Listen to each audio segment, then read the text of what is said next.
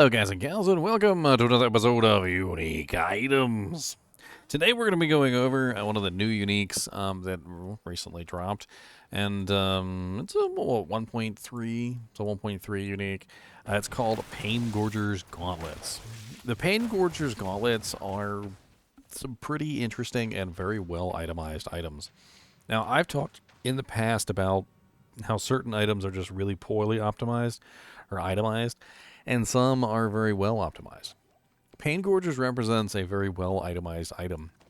And the reason is because, well, it's not pointed at any one specific character. It's not pointed at any one specific build. It's pointed at all characters, all classes, all builds, essentially. It just depends on what you want to set it up for. Now, let's go over them together, and we'll talk about them, and then we'll figure out the rest from there. So first off, we've got Paingorger's Gauntlets, Ancestral Uniques. As you can see here, they have kind of a unique image on them, but it changes depending on which character you look at them on. Never really understood why they did that in Diablo 4. It does have some armor on it. The armor is going to vary depending on what item power you find these at, so not really too big of a deal. It does have 15 to 27 all stats, which is a pretty nice thing to have. All stats is great for activating those glyphs on the Paragon board that you need for, like just about anything, to be honest. You need basically all stats to activate those glyphs, and so having all stats on your equipment is certainly not a bad thing. It also has up to 15% increased attack speed, which is really nice. Attack speed is a very nice one, especially for basic skills, specifically because you kind of want to just attack as fast as humanly possible. There's a lot of really good ways to increase your attack speed for basic skills, like rapid aspect and these, and you can also get basic skill attack speed on your helmet, so forth and so on. So it's definitely very nice to have basics or attack speed in general on these. We also have 12% critical strike chance, up to 12, which is also a very important one because most people end up putting critical strike chance on their gloves anyway, so it would be sad if it wasn't on there.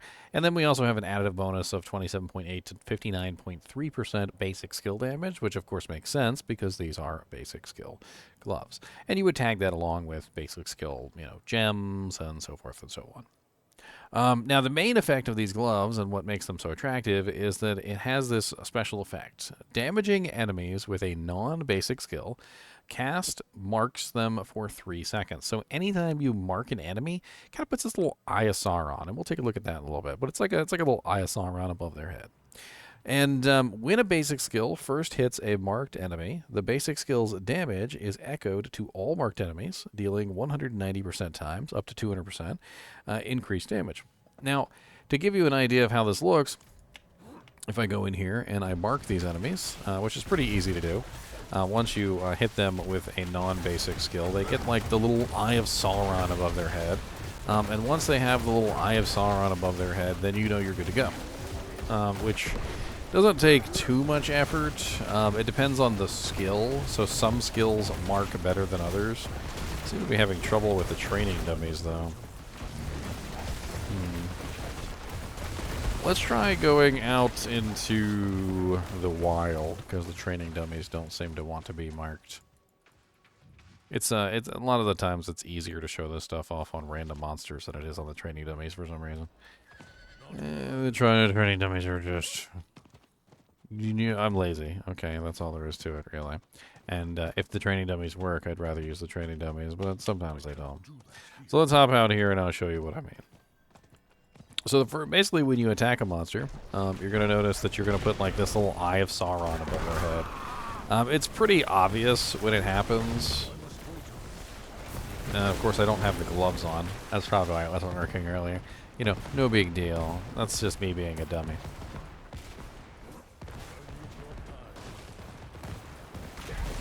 Now, once you get the Eye of Sauron above the monster's head, you can then attack any of the monsters that are also marked with this little Eye of Sauron by attacking one of the monsters that are marked with the Eye of Sauron.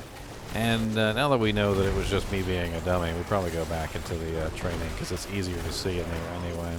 But once you attack one of the monsters, they all get hit by the attack. And it's pretty OP, in my personal opinion. I've been playing around with it on a couple different characters, depending on how you have your character set up. depending on what kind of damage you're dishing out, you can basically hit an entire screen. With this particular character, I kind of played around with a couple ideas. So first off, I was like, okay, well, how do I mark everything around me basically at all the time is kind of how I was looking at it. So I went with Cataclysm. So permanent uptime on Cataclysm basically means that everything is marked all the time, and then of course I can reflect that damage to the entire pack of monsters through that. Which is basically how I have this character set up. You can see the little Eye of Sauron much better now. It only lasts for 3 seconds, but it does reflect basically all damage that you dish out to that target, to, well, just about everything. I've been having a lot of fun playing around with various setups like Storm Strike, lightning effects, using the Great Staff of the Crone, for instance. Leon did a lunging strike build, which was very successful with this item. There are a couple things that we kind of have to talk about with this item, but let's read the flavor text on this thing first. Crafted from fragments of Duriel's carapace, wearing these gloves or being struck by them causes an agonizing sensation akin to pushing one's hands through 1,000 shards of glass. Oh, nice. That's terrible. It really kind of only helps with, like, groups. One of the things that basic builds usually excel at is single target damage because, well, they're very good at single target damage. And I think what these gloves were kind of designed to do was they were kind of designed to help with the single target problems, which basically makes it so that you can, of course, hit an entire screen of monsters at the same time with your same basic skill, meaning that your basic damage character can become, you know, a very effective dungeon farmer, as well as a boss killer. And I kind of want to take the wolves off of here because they're just making they're making it out. So here we go. There we go. Take the wolves away. But being able to hit like the entire screen is certainly not a bad thing. I am noticing that it's very easy also to get the effect to appear on above their heads. There are a lot of things that will trigger it. Even some aspects and things like that will trigger the ability. As you can see, I can trigger it with Boulder. I can also trigger it with the explosion that comes off of the earthen bulwark when it explodes. I can trigger it with Cataclysm. Cataclysm also works. There's basically no limit to how many things you can trigger it with. You just kind of have to play around with it and figure out what works and what doesn't. As you can see here, I currently have Hurricane up, but Hurricane isn't causing it. Cataclysm, on the other hand, is. So when I tap Cataclysm, Cataclysm is actually affecting it and causing the damage to be nicely reflected between all the targets. In general, as we've been playing around with it, we found out that things like the aspect on the Barbarian that causes you to burn everything around you when you're berserking also triggers it. Anything that's not a core skill supposedly works, but then at the same time you also have things that might not necessarily function the way that you think. The general idea here, though, with this, and this is something that I've kind of played around with the Paingorgers, is you kind of want to just keep everything marked. If you can keep everything marked, well then, as you're dishing out damage, you're dishing out damage to an entire screen as opposed to just simply one target or two targets, right?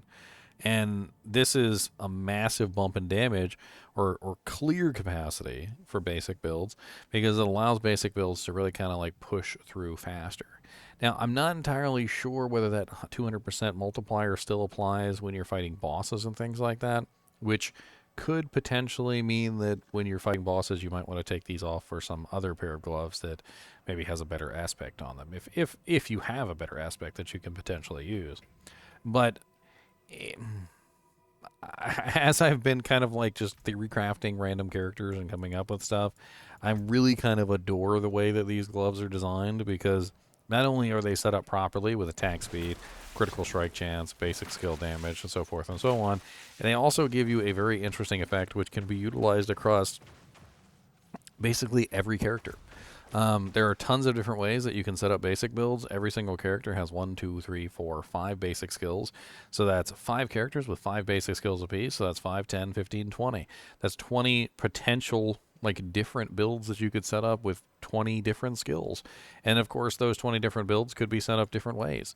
You know, like maybe you're using Great Staff of the Crone, so you can use Claw and Storm Strike, or maybe you just use Claw, or maybe you just use Storm Strike, or maybe you use Nature's Fury and you spam multiple. Or, you know, maybe you're using Lunging Strike on the Barbarian or Frenzy, or maybe you set up a Flay build. I mean, there's tons of different ways you can potentially get usefulness out of this, and it's quite interesting. Another thing that has to be considered is, does it actually apply like bleeds and poisons and things? And that's something that I've been meaning to test. So let's test this out right now, shall we? So we're going to take Claw, and we're going to use the Fierce Claw that applies the poison. And I'm going to go ahead and pull in Fierce Claw. Let's go ahead and deconstruct our little minion here, because we don't want our minion messing with our damage output.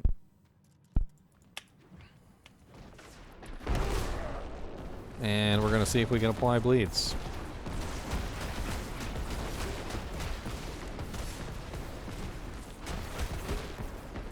So it doesn't look like the poison transfers across.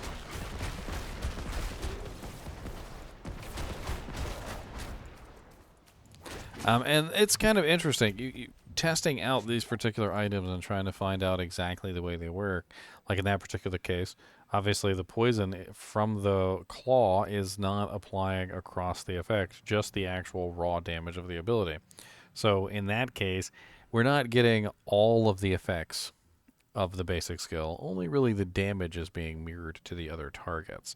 And in this case, we're also noticing that the poison damage is not being mirrored across to the other targets, which is unfortunate.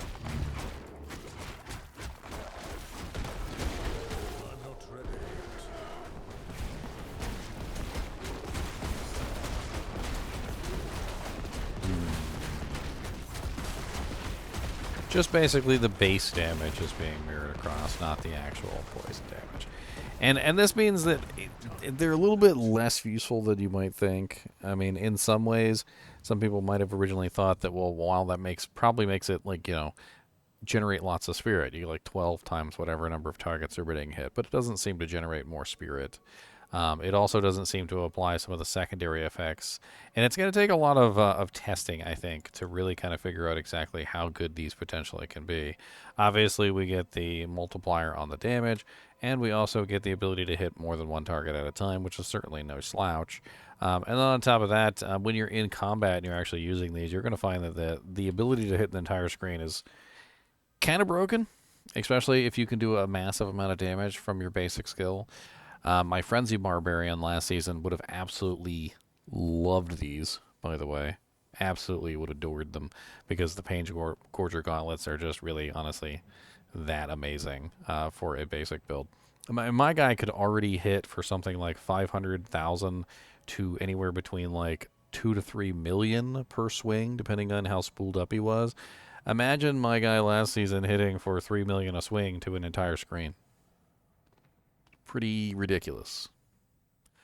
Anyway, as always, I appreciate you guys and gals watching my videos, even when we're just talking about the Paingorger Gauntlets. And as always, keep watching.